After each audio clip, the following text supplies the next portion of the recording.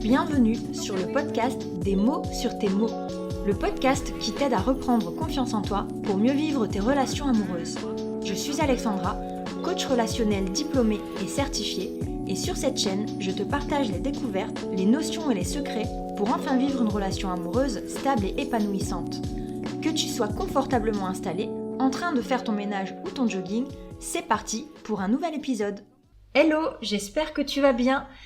Nouvel épisode cette semaine, je te parle du fait d'arrêter de croire que ce sont toujours les autres le problème et de prendre tes responsabilités. Alors, c'est un sujet qui peut piquer un petit peu, je vais te paraître un petit peu pas très gentil, mais tu le sais, à chaque fois que je suis un peu piquante, c'est toujours pour ton bien et vraiment avec zéro jugement. Pourquoi je te parle de ce sujet cette semaine ?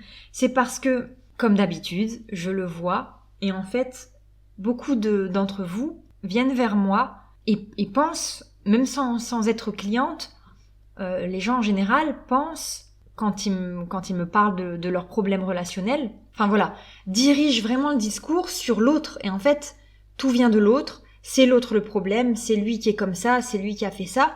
Mais à aucun moment, ces personnes ne prennent le réflexe de se remettre au centre du sujet et de se dire qu'elles ont un rôle à jouer là-dedans. Et donc, est-ce que c'est forcément l'autre le problème ? Peut-être que oui, peut-être que non. Et peut-être que c'est du 50-50.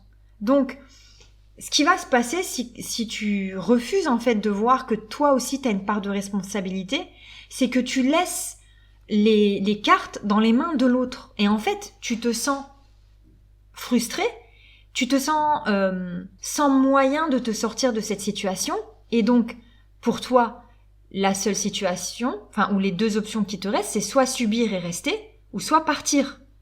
Mais quand tu comprends que tu as une responsabilité, que toi aussi tu peux changer certaines choses chez toi, dans ton comportement, tes habitudes de pensée, etc., quand tu fais ce travail-là, tu te rends compte qu'en fait, tu peux transformer cette relation. Si t'as pas envie de perdre cette relation, tu peux aussi la transformer. Et donc, tu deviens actrice des choses. Tu prends les choses en main et tu ne les subis plus. Et là, ça te donne l'espoir d'améliorer la relation. Bien sûr, forcément, ça a ses limites. Il faut que l'autre personne soit capable et ait les mêmes envies que toi. Ça, c'est une évidence. Mais elle ne peut pas faire tout toute seule. Comme toi, tu ne peux pas faire tout toute seule. Et en fait, quand tu comprends que l'autre n'est pas forcément le problème, mais qu'en fait, vous êtes toutes les deux en train de jouer à un jeu malsain, ou tous les deux en train de jouer à un jeu malsain.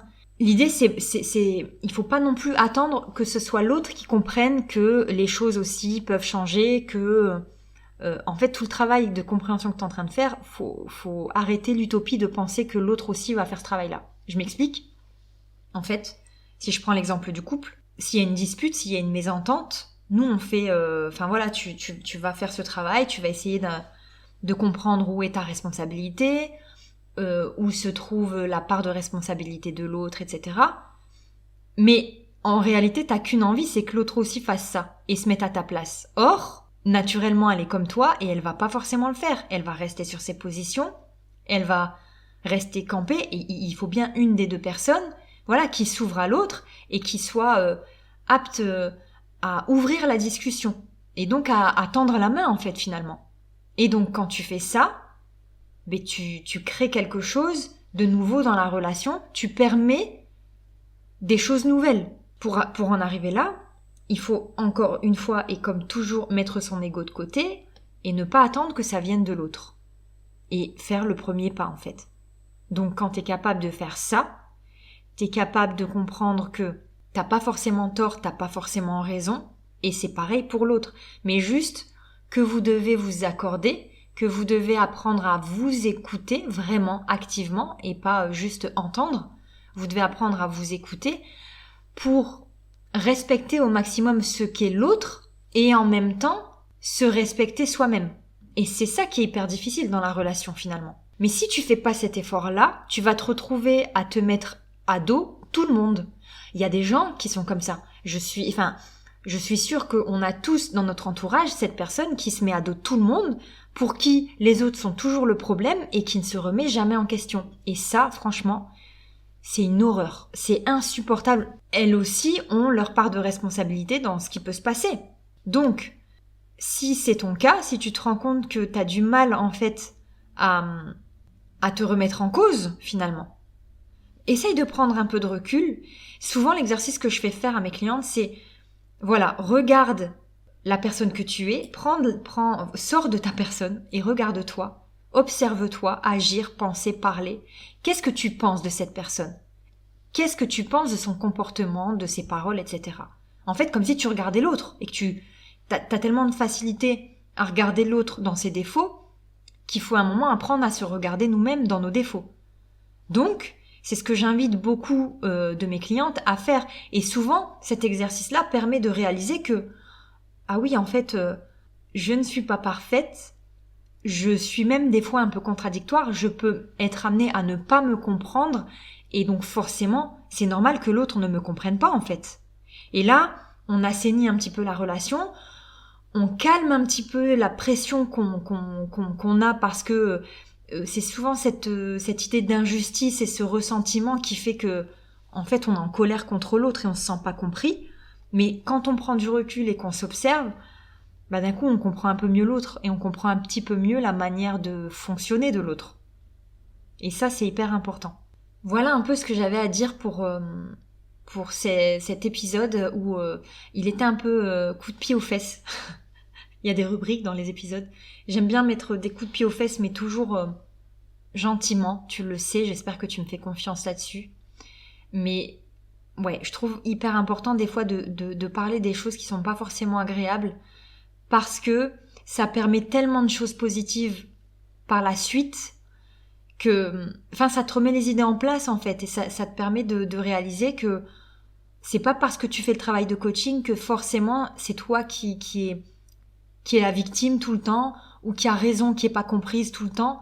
Non, peut-être que toi aussi tu comprends pas les autres, peut-être que tu fais pas ce cheminement. Peut-être que t'es trop centré sur toi et pas assez sur les autres. Il y a plein d'explications possibles, mais dans tous les cas, je pense que la sagesse, c'est vraiment de savoir, se remettre en question et assumer aussi, de dire, bah là, j'ai déconné en fait. C'est vrai que j'en attends peut-être trop des autres et il faut que j'arrête. Que sais-je? Il y a plein d'explications possibles. En tout cas, c'est quelque chose qui vraiment me tenait à cœur de partager parce que il faut être prête, quand tu fais ce travail d'introspection, de développement personnel ou même de coaching avec moi, il faut être prête en fait à se regarder en face, à se remettre en question parce que si t'es pas prête à faire ça, le travail ne servira à rien. Le coaching que je propose et le coaching en général, c'est pas magique, c'est pas je vais t'aider à obtenir ce que tu veux sans que toi tu fasses le moindre effort en fait. Il y a des coachs qui vont proposer ça. C'est du charlatanisme pur et dur, en fait, ça n'existe pas. L'idée, c'est de comprendre où se jouent les difficultés, que ça soit de ton côté ou du côté de la personne avec qui tu as des difficultés. C'est de comprendre ça, où ça se situe, pour aller le démêler. Et donc, si ça se situe de ton côté, c'est vraiment pas un souci, et c'est même une bonne nouvelle, parce que ça veut dire que tout se joue chez toi, et que le coaching va être encore plus efficace, parce que ça dépend de toi. Et ça, c'est hyper important à comprendre. Voilà, je te dis un grand merci de m'écouter, même quand j'ai pas des choses forcément très agréables à dire, mais en tout cas j'espère que tu le prends toujours dans un esprit d'évolution. Et en tout cas je te dis à très très vite pour un prochain épisode.